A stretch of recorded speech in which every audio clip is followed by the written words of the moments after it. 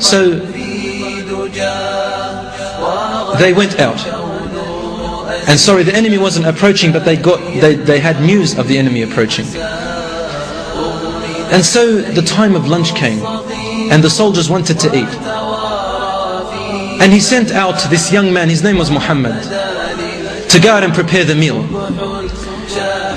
And then when about 1 or 2 hours passed, no food had arrived. Abu Qudama said, so I went searching for him and thought, what had kept him so long?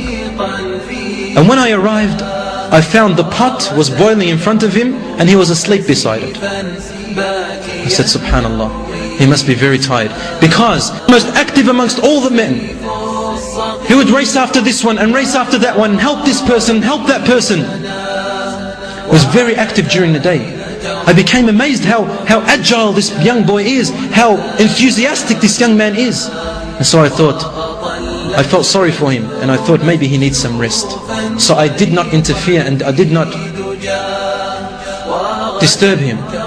And I began to prepare and finish and complete off the meal myself. But as I was stirring, he said, I heard a small sound coming from him. So I looked immediately at him, and all of a sudden I see his face begin to smile. He's asleep. After a few moments, the smile grew. A few moments later, his teeth began to show.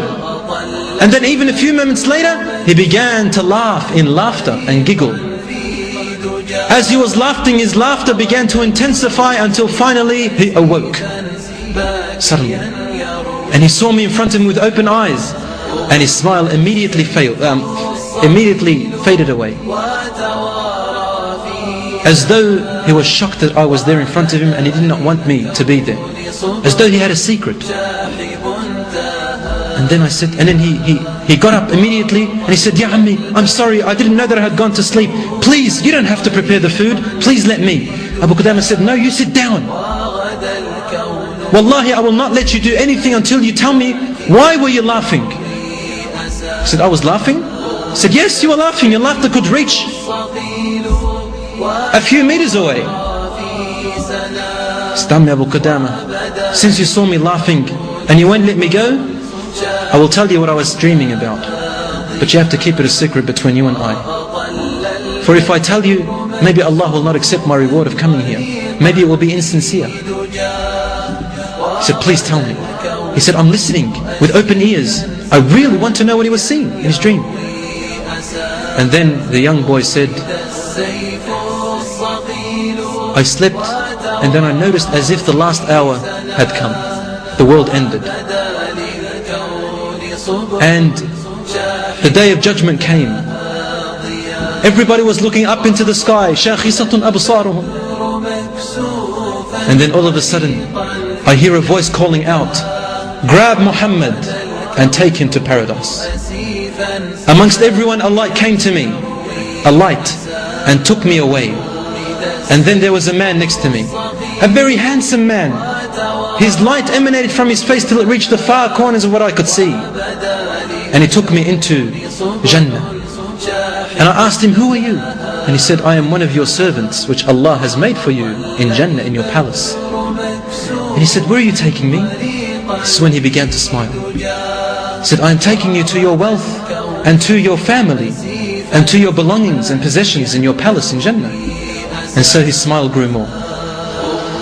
And then when he reached the great gates and the great doors of his large possession, he said, I cannot enter here, for you have women inside and I am not allowed to set eyes upon them. His smile grew more. And so he entered. He said, and then I found many beautiful women. Their light was so great that I thought if they were to show themselves on earth, they would light the whole earth. And they grabbed my arm and took me away. And I thought, are you my wives? And they said, no, we are just your servants. But you have your princess waiting inside Al-Khidr, inside the tent, reclining on her silk sheets, waiting for you. And so I entered, and all of a sudden I see a woman which almost made my heart escape, made my soul escape from my body. And I said to her, who are you? And the smile grew when his teeth began to show. And she said, I am the one whom Allah promised you. I am your wife in Jannah. I am the one who Allah gift wrapped it for you. وَمَا تَدْرِي مَا أُخْفِيَ لَهُمْ مِنْ قُرَّةِ أَعْيُنٍ. And no mu'min knows what Allah has gift wrapped it for them in Jannah, even for the women. And then he said, he came to extend his arm and touch her, and then she grabbed his arm and returned it back gently. And she said to him, no, Ya Muhammad, not now. I ask Allah to save you from any bad acts. I am not yours yet. And it is because you have saved yourself from haram acts with other women, Allah gave me to you. So keep yourself pure, Ya Muhammad. وَمَوْعِدُنَا غَدًا عِنْدَ الْفُطُورِ. Our meeting is tomorrow, and we shall break our fast together, because Muhammad used to fast every day, one day on and one day off. And then he said, when she was speaking to me, I began to laugh, and I really wanted to approach her, and she would say, no, Ya Muhammad, not now. No, Ya Muhammad, not now. And I began to laugh and laugh until I woke up. That is my story, Ya Ammi Abu Qudama. Please keep it a secret between you and me, otherwise my rewards will be gone. He said, it's my secret. He said, Abu Qudama, I kept my eyes watching this young boy. The next day, the enemy arrived. It was fierce, and we attacked and charged. I looked behind me where Muhammad was supposed to be standing, and all of a sudden he was right in the front. And he did not have any experience in fighting, because he could not hold his sword. Muhammad had deceived Abu Qudama in saying to him he has experience. He said, I could not reach him anymore, but he was right in the front line. And he would call out the message of his mother, Ya ibni, idha laqitahum fala tuwallihim duburak. If you meet them, then do not run away and show them your back.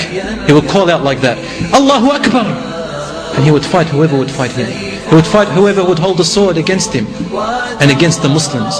He would protect that person and then that person.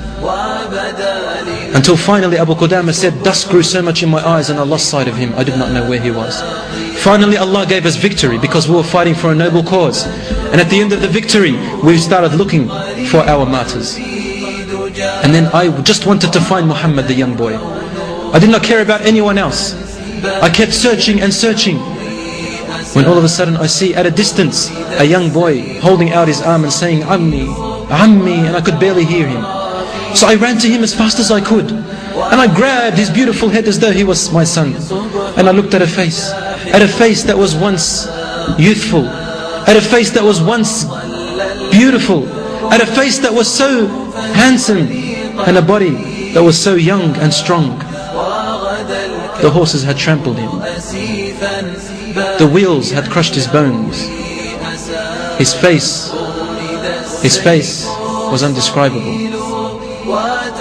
And he was holding a piece of his shirt which was ripped. And he was taking deep breaths, dying. And then Abu Qudama held his face.